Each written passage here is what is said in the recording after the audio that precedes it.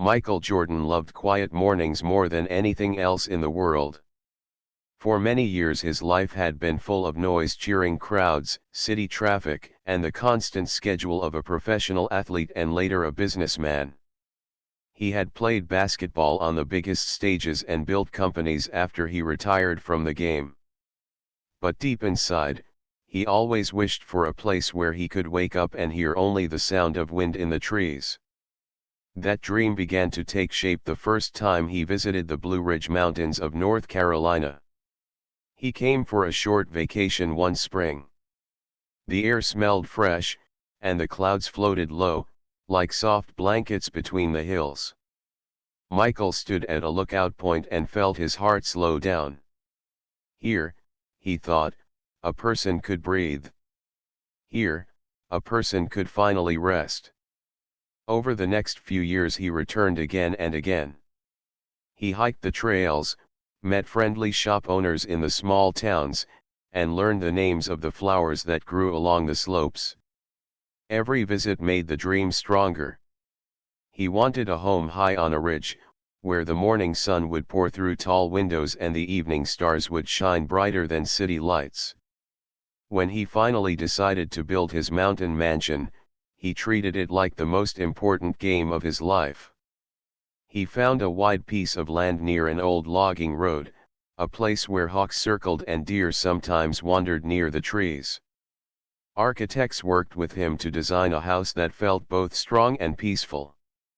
Stone walls, large wooden beams, and wide terraces faced the valley below.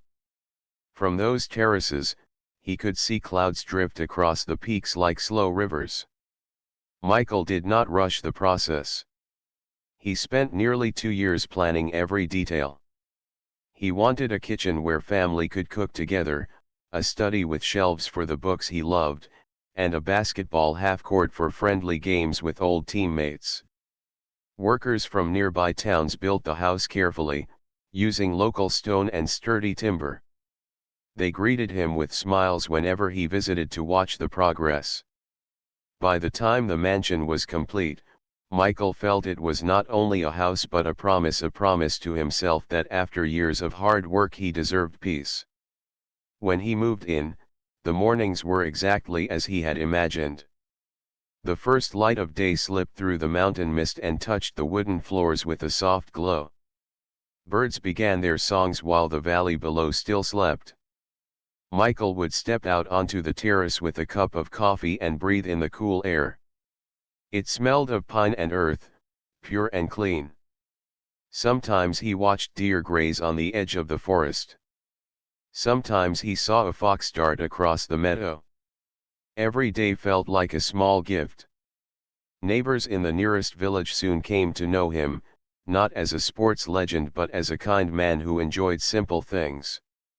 He bought vegetables from the local market, donated to the town library, and sponsored youth sports events. Children waved when they saw his truck on the narrow roads. Old couples greeted him warmly.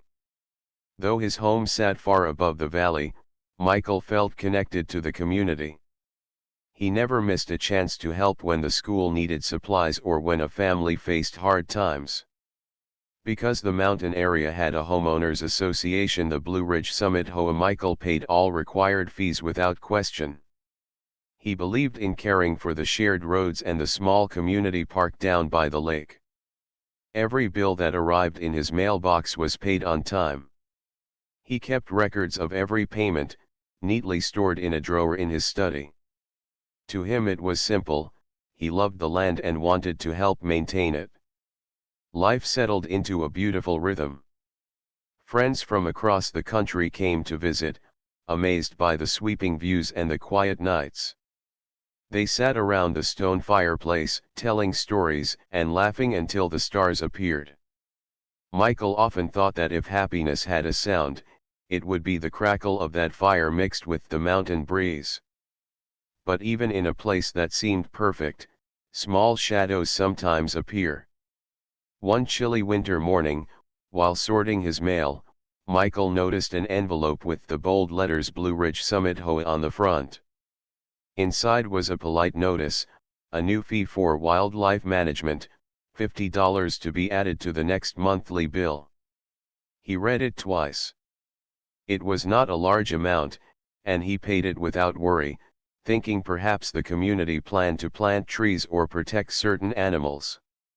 The next month another letter came, this time requesting $200 for viewline preservation. Michael raised his eyebrows but wrote the check anyway. He loved the mountain views and wanted to help keep them beautiful. Still, he wondered why no one had mentioned these changes at the last community gathering.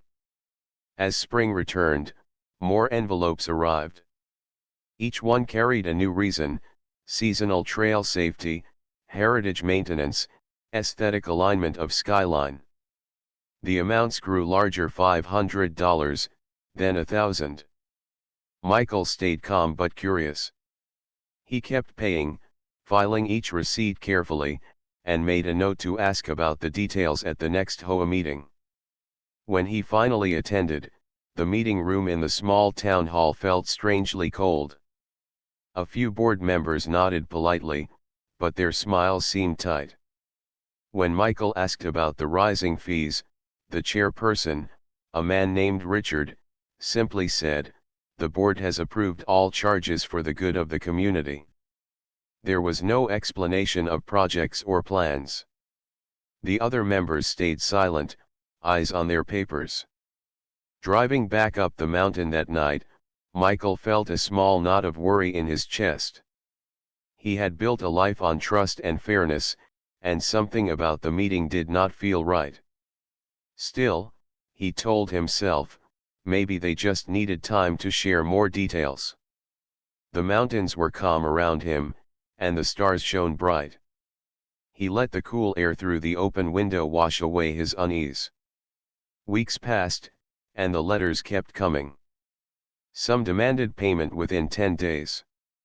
One even carried the word delinquent in red ink, claiming he owed thousands for structural non-compliance, a phrase that made no sense. His mansion had passed every inspection, and he had proof of it. Michael called the HOA office many times.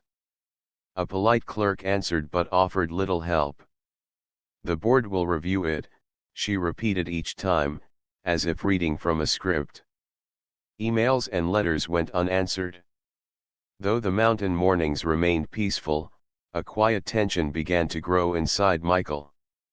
He still woke early, still walked the terrace with his coffee, but now his thoughts turned to numbers and unanswered questions. He had worked too hard, for too long, to let confusion or injustice steal the peace he had built. He promised himself he would find out the truth. And so, beneath the calm surface of the Blue Ridge Mountains, a different kind of storm was beginning, one that would test Michael's patience, his courage, and the very foundation of the dream he had built on the high ridge. The mountain mornings stayed beautiful, but Michael Jordan felt a quiet tension every time he walked to his mailbox. Another envelope from the Blue Ridge Summit Homeowners Association always seemed to be waiting. Each one carried a new fee or a stronger demand. The paper was thick, the letters printed in heavy black ink. It no longer looked like a friendly community notice. It looked like a warning. The next letter was the boldest yet. At the top, in large red print, it said "Final Reminder."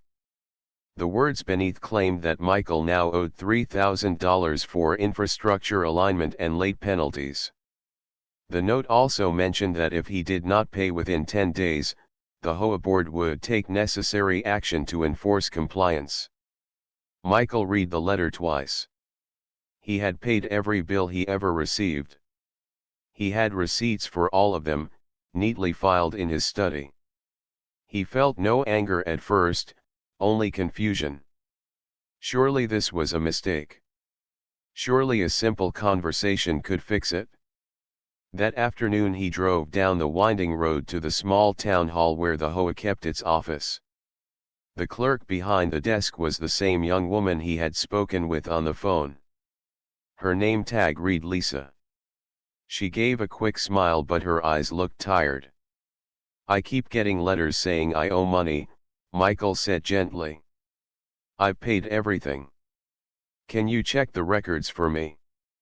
Lisa tapped her keyboard and studied the screen. For a moment her face softened. I see your payments, she said. You're current on everything we show. Then why the letters? Michael asked. She hesitated, glancing toward a closed door marked board members only. The system updates come from the board, she said quietly. I only see what they allow me to see. Michael thanked her and left, but a question kept circling in his mind: if the clerk could see his payments, why were the board's letters so different? That evening he called an old friend for advice, Michelle Obama, a respected attorney who had helped families across the state with property disputes. Michelle had visited the mountain home before. She loved the quiet trails and the view of the valley at sunset. After listening carefully, she said, something isn't right. Keep every letter and every receipt. I'll review them myself. Don't pay another dollar until we understand what is happening. Michelle drove up 2 days later. She carried a leather folder and a warm smile. They sat at the long wooden table in Michael's study as the late afternoon sun painted the stone walls gold. Michael spread out the letters, each one more urgent than the last. Michelle read every word, her lawyer's eyes scanning for hidden meaning. These charges are vague, she said. Wildlife management, viewline preservation, those could mean almost anything. And this phrase, structural noncompliance, is serious. It suggests they think your home violates a rule, but they give no details. That's not normal. Michael felt a small wave of relief. At least he was not imagining the problem. Together they attended the next HOA board meeting. The room was small and smelled faintly of old wood. A dozen folding chairs faced a long table where 5 board members sat. Richard, the chairperson, wore a stiff gray suit and a polite smile. Next to him sat 3 men and 1 woman, all with papers neatly stacked. Michael stood when called and explained his situation. I have paid every bill, he said calmly. These new fees confuse me. I just need clarity. Richard nodded slowly. Mr. Jordan, the board reviews fees for the health of our community. You must trust that these decisions protect property values for everyone. Michelle spoke next. With respect, the notices give no clear reason for the amounts. My client has a right to detailed explanations. Where is the record of these board votes? Where are the project plans tied to these fees? A murmur ran through the small audience of other homeowners. Richard's polite smile faded. The board is not required to share every internal discussion, he replied. Our authority is granted by the founding covenant of this district. Payment is mandatory. Michelle held his gaze. The law of this state requires transparency when fees are increased. Please provide documentation or we will seek clarification from the county. Richard tapped his papers and ended the conversation. The meeting moved on to other topics: road repairs, a summer picnic, while Michael and Michelle sat in silence. Outside the hall, cool night air wrapped around them. That was not a normal answer, Michelle said. They're hiding something. I'll send a formal request for their records. Michael nodded but felt a knot tighten in his stomach.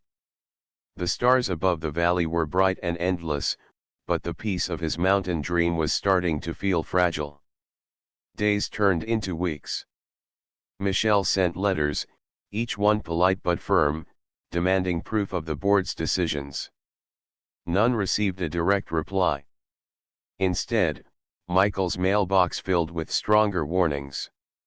One letter claimed that because of continued non-compliance, the board would soon initiate enforcement actions, including property review and necessary correction. Michael tried to stay calm. He still woke early, still walked along the terrace with his coffee, but the quiet mornings no longer felt free. He found himself listening for the sound of an engine on the road, worried that someone might appear without warning. Neighbors began to whisper. A woman named Martha, who lived a mile down the slope, stopped him at the market. "Are they sending you strange letters too?" she asked. Her voice shook. "They've doubled my fees in 3 months. I don't know why." Another neighbor, a retired teacher named Robert, said the same. "I paid everything, and then they claimed I hadn't," he told Michael. "They threatened to put a lien on my house." Michael realized the problem was bigger than his own property. The board seemed to be pushing many families, testing how much fear they could create. One late evening, Michael sat at the stone fireplace with a stack of papers spread across the table.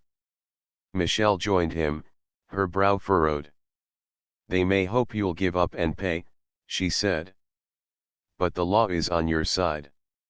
We need to gather every neighbor who has a similar story. Together we can request a formal investigation." Michael looked into the flames. He remembered why he had come to these mountains: for peace, for the simple beauty of wind in the trees. Now that peace felt threatened, but he would not walk away. He had faced full stadiums, last-second shots, and the pressure of entire seasons on his shoulders. He knew how to stay steady. "We'll stand together," he said firmly. "This mountain belongs to everyone who lives here, not to a few people at a table." Michelle smiled. "That's the spirit. I'll start by contacting the county office and the State Property Commission. They have the power to require the board to open its books." Michael felt a small spark of hope. The board might have power, but he had truth and friends on his side. The next morning the sun rose over the ridge as it always did, washing the valley in soft gold. Michael stepped onto his terrace with his coffee. The air was cool and sweet. Birds called to one another across the forest. For a moment he let the calm return. He knew the days ahead would not be easy. There would be more letters, more threats, maybe even attempts to scare him. But the mountain had taught him patience. The stone beneath his feet had stood for millions of years. He could stand firm too. As he watched a hawk glide through the brightening sky, Michael made a silent promise. He would protect his home. He would protect his neighbors. And he would uncover the truth about the board's strange and heavy demands, no matter how long it took. The mountain breeze carried the scent of pine and earth, strong and pure. Michael breathed it in and felt steady once more. The dream that had brought him here was not gone. It was only being tested. Michael Jordan awoke to a low, heavy sound that did not belong to the mountain. It was not the soft whistle of wind or the call of early birds. This sound was sharp and mechanical, an engine grinding up the steep road that led to his home. He stepped onto his terrace, coffee in hand, and looked down through the morning mist. Bright flashes of orange and yellow broke through the gray fog. At first he thought it might be road repair trucks. But as the sound grew louder, he saw the wide metal blades of bulldozers and the flashing lights of heavy construction vehicles. They were climbing the private drive that belonged to him alone. Michael's heart began to pound. He put on a jacket and hurried down the stone steps to meet them. The air smelled of wet earth and diesel fuel. When he reached the base of the drive, a group of workers in hard hats stood near the first machine. They held clipboards and papers. The driver of the lead bulldozer lowered the engine to a slow rumble but did not turn it off. "Good morning," Michael said, his voice firm but calm. "What is this? Why are you on my property?" A man with a short beard and a bright safety vest stepped forward. "Sir, "We have an order from the Blue Ridge Summit Homeowners Association," he said. "They've declared this structure non-compliant and scheduled a removal." Michael stared at him, stunned. "Removal? This is my home. I have every permit, every inspection passed. Show me that order." The man handed him a thick envelope. On the top page, printed in bold black letters, were the words "Immediate Enforcement." Below it read, "Due to unpaid fees and failure to correct structural issues, the HOA authorizes full demolition." Michael felt the cold mountain air cut deeper as he read. None of it was true. He had proof of every payment. His house had passed all inspections. This was beyond anything he had imagined. "You cannot do this," he said firmly. "This is illegal. You will stop right now." The man shifted uneasily but kept his voice even. "Sir, we are just following the order. You can contact the board if you wish, but we must begin today." Michael pulled out his phone and called Michelle Obama. Her voice came quick and alert. "They're here," he said. "Bulldozers. They say they have an order." "I'm on my way," Michelle replied. "Do not let them start. You have every right to protect your property." Michael turned back to the workers. "You will wait," he said firmly. "My lawyer is coming. You have no right to begin until this is settled." The man with the beard looked back at his crew. Engines idled. Clouds of gray exhaust drifted into the crisp morning air. Minutes felt like hours as Michael stood on the gravel drive, refusing to move. Michelle arrived within the hour, her car tires crunching on the stones. She stepped out holding a thick folder of documents. Her calm presence steadied Michael's racing heart. "Who is in charge here?" she asked, her voice clear and strong. The bearded man approached. "I have an HOA order," he said. Michelle scanned the paper quickly. "This order is invalid," she said without hesitation. "There is no court approval, no county signature. You are trespassing on private property. If you proceed, you face serious legal consequences." The man hesitated. Behind him the bulldozer driver shifted in his seat, uncertain. But before anyone could respond, a black SUV pulled up the drive. Richard, the HOA chairperson, stepped out. His gray suit looked out of place against the dirt and stone of the mountain. "Good morning," Richard said, almost pleasantly. "This action is necessary. Mr. Jordan has ignored repeated notices."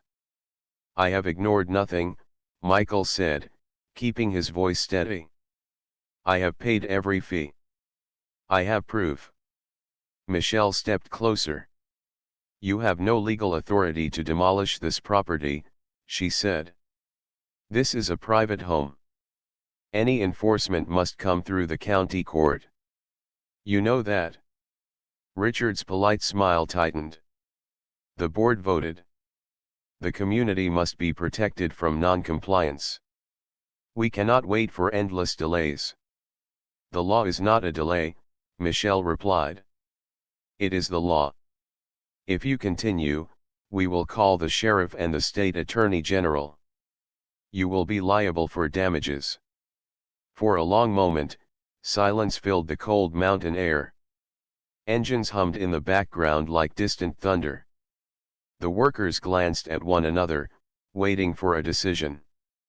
Finally Richard stepped back toward his SUV. "This is not finished," he said. "You will hear from us again." He climbed into the vehicle and drove away without another word.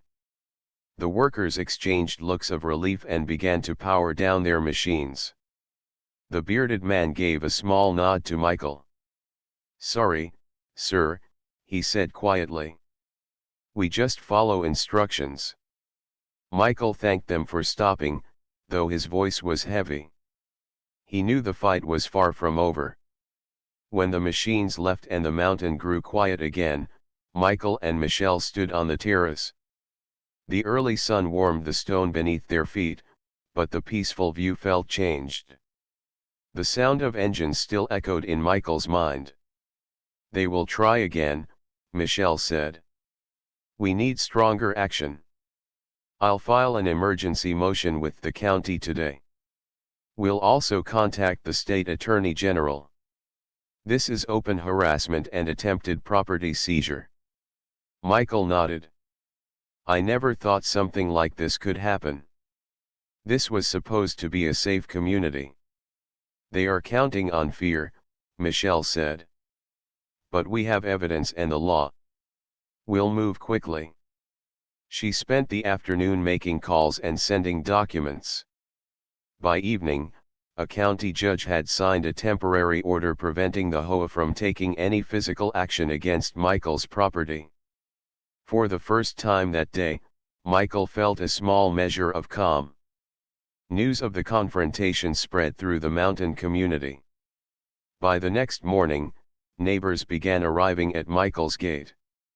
Martha, the woman who had spoken to him at the market, came first. "I heard what happened," she said. "They tried to do something similar to us last year. We paid because we were scared. But now I see we should have fought back." Robert, the retired teacher, came next. "They threatened to put a lien on my cabin," he said. "I want to stand with you. This has to stop." One by one, other homeowners told similar stories: sudden fees, confusing notices, and threats of enforcement. Many had paid simply to avoid trouble. Now, seeing Michael resist, they found their courage. Michelle organized a gathering that evening in Michael's great room.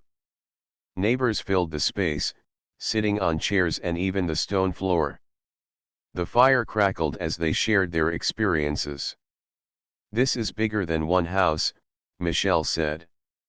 "We will file a group complaint. Together we can demand a full investigation. The board cannot hide if we all speak." People nodded, their faces lit by firelight and resolve. For the first time, the mountain community felt united. When everyone left and the house grew quiet, Michael stepped outside once more. The stars spread across the sky like a silver ocean. The mountain air was cool and clean, carrying the scent of pine. He thought about the day, the shock of the engines, the sharp exchange with Richard, the strength of neighbors standing together. The mountain had always been his dream, a place of peace and solitude. Now it had become a place of challenge, but also of courage. He realized something important as he watched the constellations shimmer: this fight was no longer only about his own home. It was about fairness for everyone who lived along these ridges and valleys. It was about protecting a community from those who used fear to gain control. The mountain stood silent and strong under the stars, and Michael felt that same strength settle inside him. Whatever came next, letters, meetings, even more machines, he was ready. The day had shaken the mountain, but it had also awakened a spirit of unity that could not be broken. Morning light slipped across the Blue Ridge peaks like a calm river, but inside Michael Jordan's mountain home the air buzzed with quiet determination. Stacks of papers covered the long wooden table in the great room. Receipts, letters, photographs of the bulldozers, and signed statements from neighbors formed a careful trail of evidence. Michelle Obama sat across from Michael, her laptop open, her eyes sharp and steady. "We now have 12 families willing to sign the complaint," she said, tapping the screen. "That is enough to show a pattern of abuse.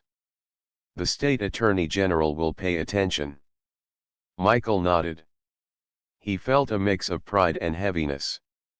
He had come to the mountains for peace, yet here he was gathering documents for a legal fight. Still, he knew it had to be done. Michelle filed the group complaint that very morning. It included copies of every strange fee notice, sworn statements from each homeowner, and photographs of the day the bulldozers arrived. By afternoon the county courthouse confirmed receipt.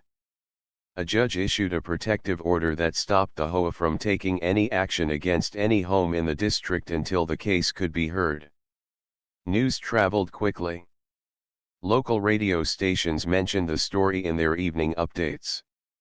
The Blue Ridge Summit community challenges its homeowners association, one announcer said. Reporters from the nearest city called Michael's house, asking for interviews. Michael answered carefully, always calm. We only want fairness, he told them. We paid every legal fee. We only ask for transparency. His words reached more neighbors in distant parts of the Mountain District. By the end of the week, 20 families had joined the complaint. The quiet community that once kept to itself now gathered in living rooms and on porches, sharing stories and offering support. Meanwhile, the Blue Ridge Summit HOA board faced growing questions. Richard, the chairperson, tried to speak confidently at a hastily arranged meeting, but the hall was packed with homeowners carrying copies of the court order. Television cameras stood near the back. Richard cleared his throat. The board has always acted in the best interest of the community, he began. We believe our fees are necessary for safety and maintenance. A neighbor named Martha stood. Necessary for what?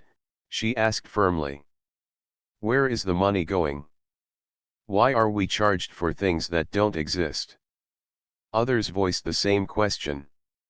Richard's answers grew shorter, his smile tight. Reporters wrote quickly as the room filled with sharp but respectful demands. By the end of the night, 3 board members quietly resigned, leaving Richard and one other member to face the crowd.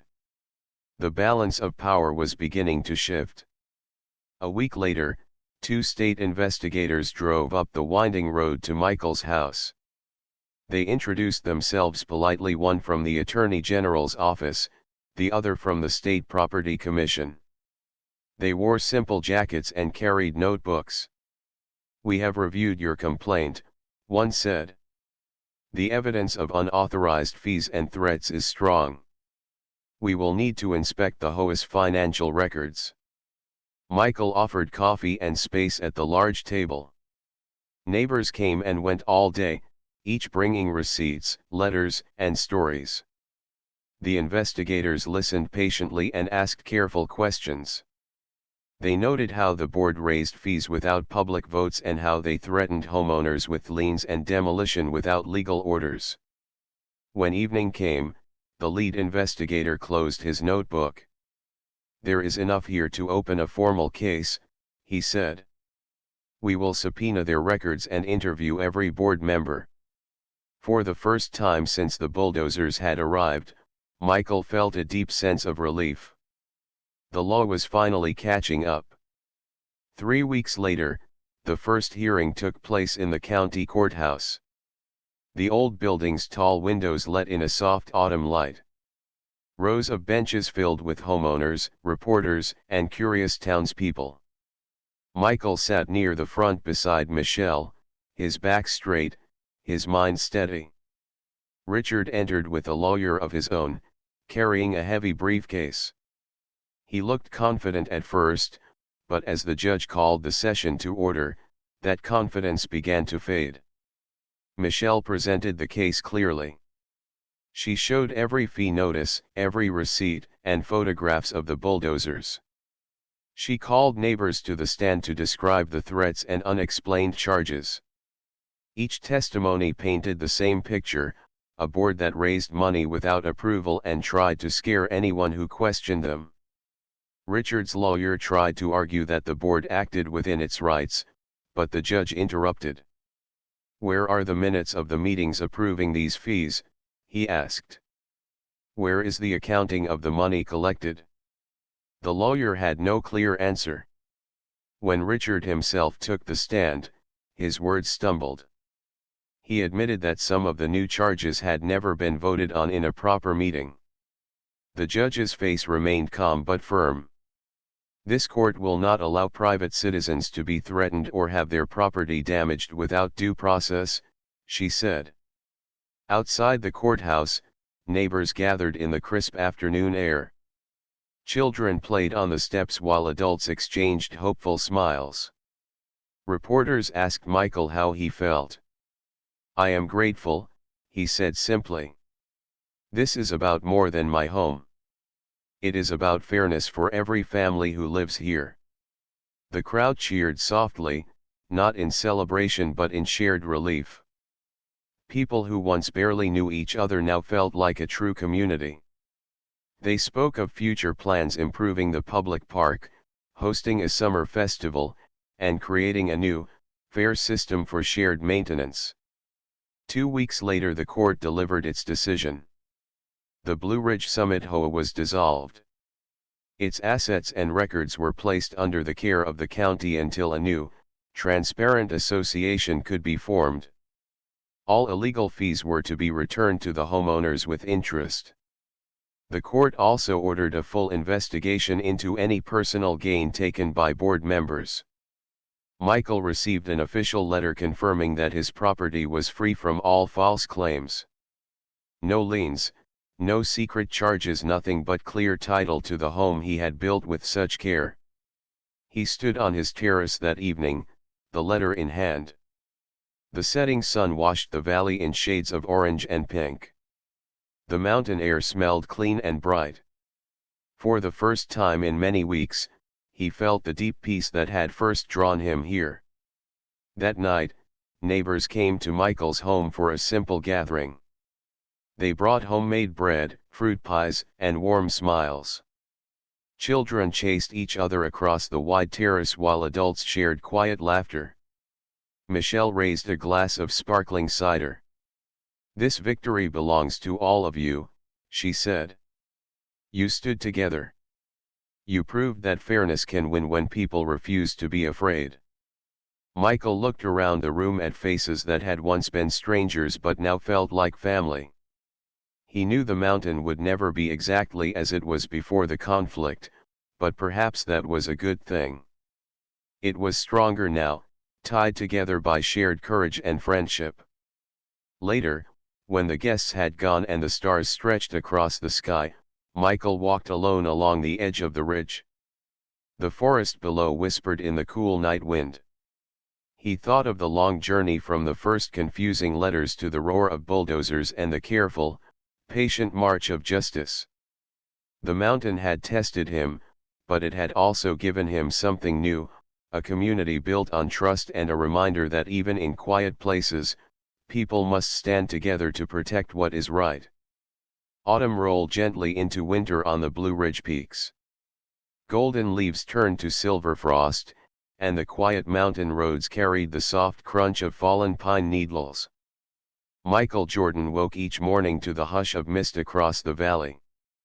The court battle was over, but the work of rebuilding his community had only begun.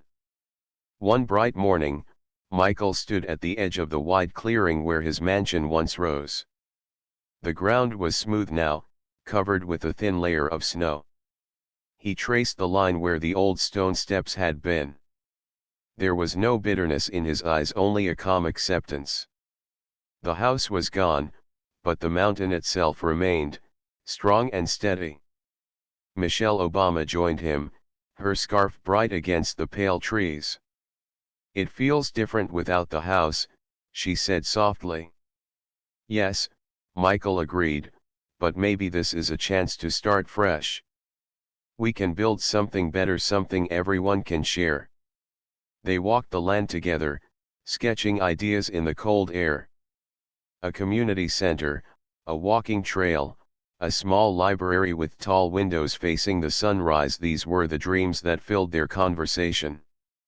2 weeks later, neighbors gathered in the old town hall to discuss the future. Families carried notebooks and warm flasks of coffee. Children sat cross-legged on the wooden floor, listening with wide eyes. Michael opened the meeting with a gentle smile. This mountain belongs to all of us, he said. The court ended the old association, but we still share these roads, these forests, and these responsibilities. Let's build something fair and open together. Hands rose across the room. Ideas flowed like a clear stream: a volunteer fire crew, a winter festival, a fund for trail maintenance, and a scholarship for local children who dreamed of college. Instead of fear and hidden fees, the new plan focused on kindness and transparency. By evening, the group agreed to form a community council. Every family would have a voice. No secret votes. No sudden charges. Decisions would be made in open meetings, and records would be shared with anyone who asked. The council elected a rotating leadership team so no single person could hold too much power. Michael accepted a modest role as a guide, not a ruler. "I only want to help," he said. "The strength must come from all of you." As winter deepened, neighbors worked side by side to heal the scars left by the bulldozers. They planted young trees where the soil was bare. Children painted wooden signs with the names of native plants: red maple, white oak, mountain laurel. On Saturdays, families hiked the old paths together, clearing fallen branches and setting stones for a new walking trail. The cold mountain air rang with cheerful voices and the steady rhythm of hammers. Michelle organized a day of gratitude, inviting everyone to share food at long picnic tables near the ridge. She served warm soup, fresh bread, and apple cider. People who had once passed each other in silence now laughed and told stories late into the evening. The stars glittered overhead, bright as lanterns. Months later, as the first signs of spring touched the mountain, Michael began building again, but not a grand mansion. This time he chose a simple design: a cedarwood house with wide porches and open windows that welcomed the mountain breeze. He hired local carpenters and invited neighbors to stop by whenever they liked. Children watched as beams rose against the sky. Elders offered advice about sturdy roofs and stone chimneys. The sound of saws and hammers mixed with birdsong, a music of renewal. When the house was finished, Michael hosted a quiet housewarming evening. Neighbors brought small gifts: a handmade quilt, a carved wooden bowl, a basket of wild herbs. No one spoke of the past destruction; instead, they celebrated the new beginning. Word of the community's transformation reached beyond the mountain. State officials visited to see how a group of determined neighbors turned conflict into cooperation. A regional newspaper published a feature titled "From Ruin to Renewal: How Blue Ridge Summit Built a Fair Future." Letters arrived from strangers who read the story. Some shared their own struggles with unfair housing boards. Others simply sent words of encouragement. Michael read each letter carefully. He answered when he could, always writing in his clear, simple way: "Stand together. Speak with honesty. Fairness will follow." By the time summer came, the community center was nearly complete. It stood on the very ground where the old mansion had been, a strong wooden building with tall windows that opened toward the sunrise. The council planned a festival to celebrate. Neighbors hung strings of soft lights between the trees. Children painted colorful banners. Musicians tuned guitars and fiddles. On the evening of the festival, families arrived carrying picnic baskets. The scent of roasted corn and fresh berries filled the air. Music drifted across the valley, blending with the calls of night birds. Michael watched as people danced beneath the lights. He felt the quiet joy of a dream fulfilled, not of wealth or power, but of shared peace. Michelle joined him, her eyes warm. "Look at this," she said. "All of this started with a single unfair letter. And now listen to them. They sound free." Michael nodded. "This is what we were meant to build," he said. Not walls, but community. As the night deepened, Michael reflected on all that had happened. The pain of losing his first home, the endless paperwork, the long court days, it all seemed distant now, like a storm that had passed. He realized the true victory was not in winning a legal battle or dissolving a corrupt board. It was in proving that fairness could rise from hardship, that neighbors could become family when they chose courage over fear. The mountain had tested everyone who lived there. It had demanded patience, unity, and quiet strength. And in return, it gave them something better than any single house, a lasting sense of belonging. Months later, Michael stood again on the ridge at dawn. The sun climbed slowly, painting the valley in gold. Below him, the new community center shone with fresh wood and open windows. Children's laughter echoed faintly from a trail where they chased each other through the early mist.